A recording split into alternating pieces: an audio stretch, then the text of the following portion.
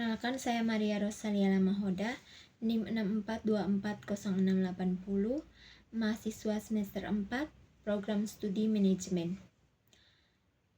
Saat ini saya sedang menjalankan ujian HER mata kuliah karakter building. Pada kesempatan ini, saya akan mempresentasikan laporan hasil observasi yang berjudul pengembangan karir sebagai calon manajer. Laporan ini disusun sebagai tugas ujian HER mata kuliah karakter building. Pada era persaingan kerja yang semakin ketat seperti ini, setiap individu dituntut untuk memiliki kesiapan karir yang baik. Kesiapan tersebut tidak hanya berasal dari pendidikan formal, tetapi juga dari kemampuan kepemimpinan, komunikasi, pengambilan keputusan, serta kemampuan beradaptasi dengan perubahan. Oleh karena itu, saya melakukan observasi terhadap diri sendiri untuk mengetahui sejauh mana kesiapan saya dalam mencapai karir sebagai seorang manajer di masa depan. Masuk pada bab yang pertama, yaitu pendahuluan. Pada bagian latar belakang dijelaskan bahwa pengembangan karir merupakan proses yang sangat penting dalam membentuk kesiapan seseorang untuk mencapai posisi tertentu. Dalam dunia kerja, salah satu posisi yang banyak diminati adalah posisi manajerial. Seorang manajer memiliki tanggung jawab besar dalam mengelola sumber daya manusia, mengatur pekerjaan, mengambil keputusan, serta memastikan tujuan organisasi dapat tercapai dengan baik. Untuk menjadi seorang manajer yang kompeten, seseorang tidak cukup hanya memiliki kemampuan teknis. Diperlukan juga kemampuan interpersonal seperti komunikasi, kepemimpinan, kerja sama tim, serta kemampuan memecahkan masalah.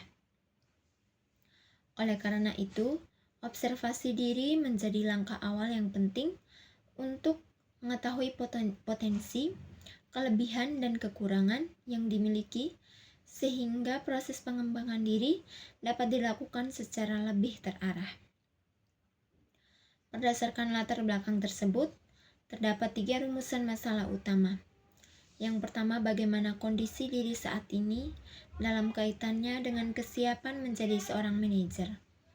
Kedua, apa saja kelebihan dan kekurangan yang dimiliki untuk mendukung pengembangan karir. Yang ketiga, bagaimana rencana pengembangan diri yang perlu dilakukan agar dapat mencapai posisi manajerial di masa depan. Tujuan observasi ini adalah untuk mengetahui kondisi diri saat ini, mengidentifikasi potensi serta kekurangan yang dimiliki, dan menyusun arah pengembangan diri yang sesuai dengan kebutuhan dunia kerja. Sedangkan manfaat observasi ini adalah membantu individu memahami kemampuan dirinya, menjadi bahan evaluasi bagi dunia pendidikan, dan memberikan gambaran kepada calon tenaga kerja dalam menghadapi posisi manajerial. Selanjutnya saya akan menjelaskan bab 2, yaitu hasil observasi dan pembahasan. Pada bagian gambaran umum diri, hasil observasi menunjukkan bahwa saya memiliki minat terhadap bidang kepemimpinan dan pengelolaan kegiatan. Dalam berbagai aktivitas kelompok, saya sering berusaha mengambil peran dalam mengatur tugas, membantu menyelesaikan masalah, serta menjaga kerjasama antar anggota tim. Hal ini menunjukkan adanya ketertarikan terhadap peran manajerial meskipun masih memerlukan banyak pengembangan. Kemudian pada bagian kondisi kesiapan diri sebagai calon manajer, hasil observasi menunjukkan bahwa kesiapan saya berada pada tahap berkembang. Beberapa kemampuan dasar sudah mulai terbentuk, seperti kemampuan bekerja sama dengan orang lain dan kemampuan berkomunikasi dalam lingkungan kelompok.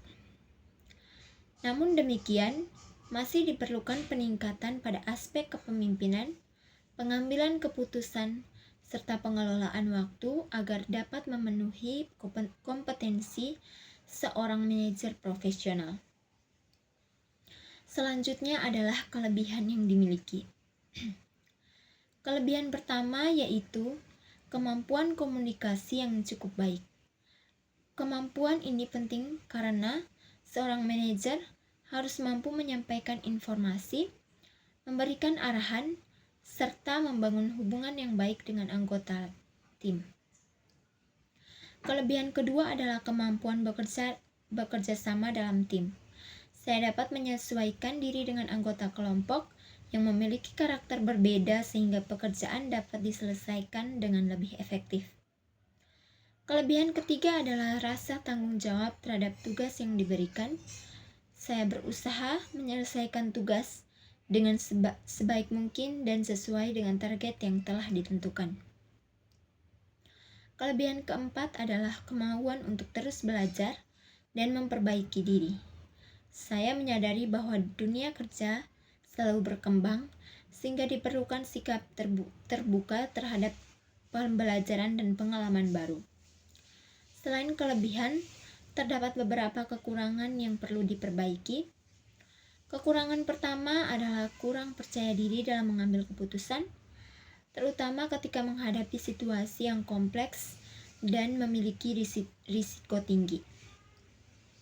Kondisi ini dapat menghambat proses pengambilan keputusan yang cepat dan tepat. Kekurangan kedua adalah kemampuan kepemimpinan yang masih perlu ditingkatkan.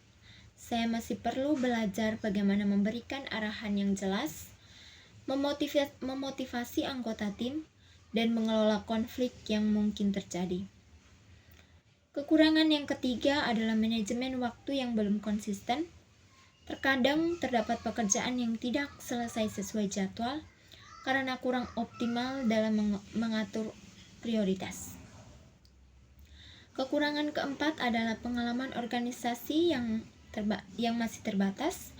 Padahal pengalaman organisasi sangat penting untuk melatih kemampuan memimpin, berkomunikasi, dan bekerja sama dengan banyak orang.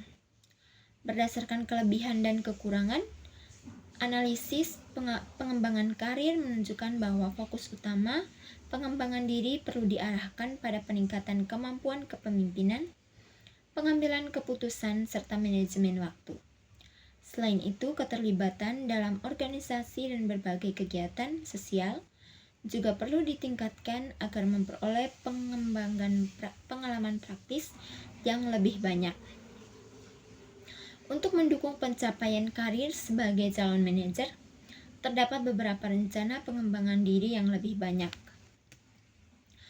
Untuk mendukung pencapaian karir sebagai calon manajer, terdapat beberapa rencana pengembangan diri yang akan dilakukan. Pertama, aktif mengikuti organisasi atau kegiatan kepemimpinan untuk melatih kemampuan memimpin dan bekerja sama dengan orang lain. Kedua, meningkatkan kemampuan komunikasi melalui diskusi, presentasi, dan berbagai kegiatan yang melibatkan interaksi dengan banyak orang. Ketiga, belajar mengelola waktu dengan lebih baik melalui penyusunan jadwal harian dan penentuan prioritas pekerjaan. Keempat, mengikuti seminar, pelatihan maupun workshop yang berkaitan dengan manajemen dan kepemimpinan agar memperoleh wawasan yang lebih luas. Dan yang kelima, meningkatkan rasa percaya diri melalui latihan pengambilan keputusan dan menghadapi berbagai tantangan yang muncul dalam kegiatan akademik maupun organisasi. Selanjutnya, saya akan menjelaskan bab 3 yaitu penutup.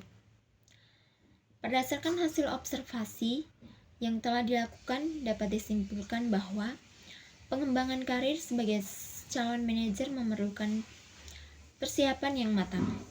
Hasil observasi menunjukkan bahwa saya memiliki beberapa potensi yang mendukung karir manajerial, kemampuan bekerja sama dalam tim, rasa tanggung jawab, dan kemauan untuk terus belajar. Namun demikian, masih terdapat beberapa aspek yang perlu ditingkatkan, antara lain kepercayaan diri dalam mengambil keputusan, kemampuan kepemimpinan manajemen waktu, dan pengalaman organisasi.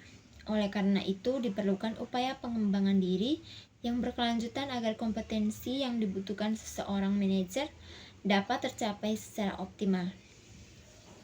Adapun saran yang dapat diberikan adalah meningkatkan keterlibatan dalam organisasi, mengikuti pelatihan dan seminar yang relevan, melatih kemampuan pengambilan keputusan, membiasakan diri mengelola waktu secara efektif, mengembangkan kemampuan komunikasi, serta melakukan evaluasi diri secara berkala untuk mengetahui perkembangan kemampuan yang dimiliki. Demikian presentasi laporan hasil observasi pengembangan karir pribadi sebagai calon manajer yang dapat saya sampaikan.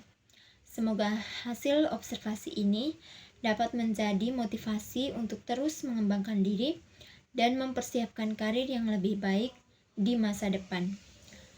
Kurang dan lebihnya saya mohon maaf. Terima kasih atas perhatiannya.